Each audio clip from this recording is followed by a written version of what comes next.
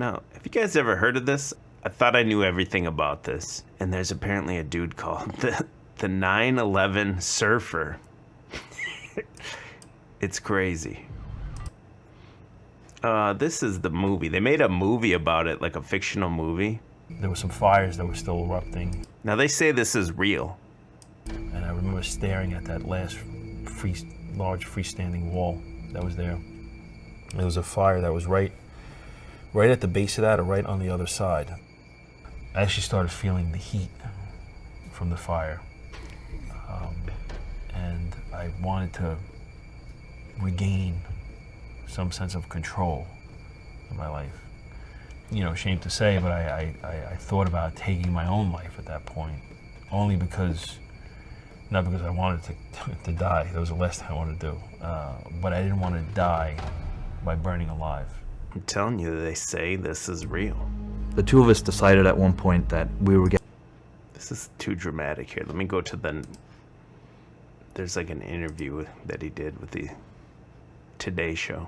Hour on the anniversary of the 9/11 attacks, with a survivor's story that's just now being publicly told for the first time. In a moment, we'll talk to Pasquale Buzzelli. He was in the North Tower. Pasquale Buzzelli, and they came out with this story in 2012. And says he rode down more than 15 stories of concrete and falling debris to make it out alive. It's the focus of a Discovery Channel special premiering tonight called The 9/11 Surfer, narrated by NBC's Willie Geist.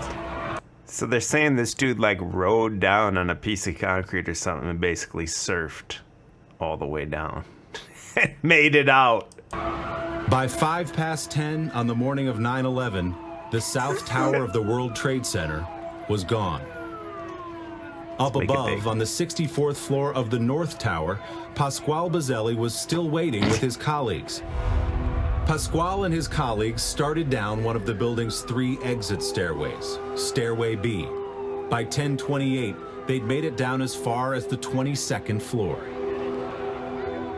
Is that number 22 again? And then just felt the railing just start to shake, and this loud noise from above. I thought of my wife, my unborn child. Thoughts went through my head quickly about just not ever seeing her, not being able to see her again. And, you know, I just split seconds, just praying, knowing that I was gonna die. I've never experienced jumping out of a plane, but I guess falling or jumping out of a plane, that feeling of just riding the air, and getting knocked around and riding, you know, that surfing kind of feeling was what I was experiencing. Oh man, people believe this, man. According to Pasquale, his fall ended here, at the top of what was left of Stairway B. I didn't feel anything. My body was totally numb. I mean, I felt nothing at all. I just opened up my eyes and saw blue sky. I really thought I was dead. Fortunately for Pasquale, there were firefighters out there who were willing to brave the dangers in the hope of finding survivors. We had no idea whether he was fire or civilian or what he was. It really, I guess, really didn't matter. But the fact that we saw in it. Any person that throws down a $9.11 super chat, I will surf down some debris of a falling building to prove this guy's not a liar. Individual up there, after what we had climbed through, in the position that he was nothing short of miraculous.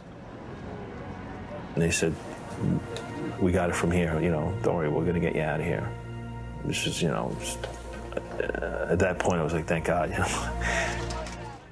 And Pasquale Buzzelli is with us now, along with his wife Louise and their daughters, 10-year-old Hope and 7-year-old Mia. Good morning to all of you. Good morning. We have animation to show this harrowing ride that you had. You were on the 64th floor, you evacuated down to the 22nd, and then fell essentially to the 4th floor. Watch this. The name of the documentary is The 9/11 Surfer. Feels like an odd word. Yes, very odd.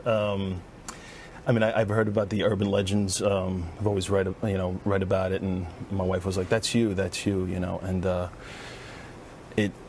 they pretty much dubbed it that on Discovery and the show, and because they did a study on it, and they said that basically how I survived was probably in this pocket of air or this uplift of wind, or the way I described the fall. You say So I guess 9/11 surfer is. You said urban legend, which it's true. Some people are skeptical.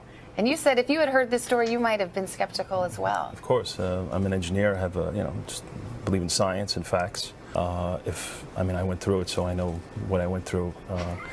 And if I hadn't, someone told me the story, I'd be skeptical also.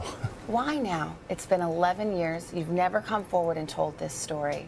Why did you decide this is the time to tell what happened publicly? I had done certain small local things because we started a Song for Hope Foundation to try to raise money for the mothers that didn't make it at the time, whose husbands didn't make it at the time who were pregnant. It was very difficult telling the story then. I couldn't. I was going through post-traumatic stress and survivor guilt from that. And it took a long time to heal from that. I forced myself to do that, to try to give something back. Eventually I came to, accept what had happened to me. I was able to go on and mourn and grieve those I've lost, my friends, Pat, Steve, others that were with me that day. So I feel now it's an important story to share with others. So my wife and I decided to actually write a book and put it down, and then they did this on Discovery Channel. What do you guys think? You guys think that's real? If you do, click that unsubscribe and get GTFO.